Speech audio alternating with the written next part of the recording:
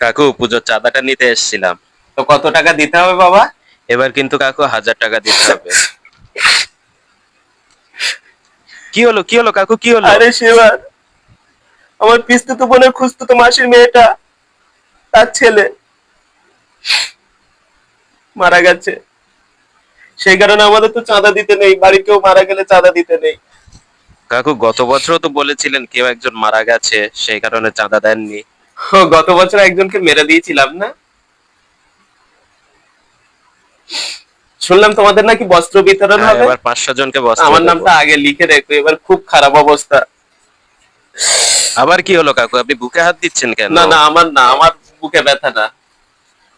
মামা ফোন করেছিল, মামার কাকার ছেলের নাকি বিশাল হার্টের প্রবলেম, সেই কারণে এবার কাউকে চাঁদা দিতে বারণ করেছে।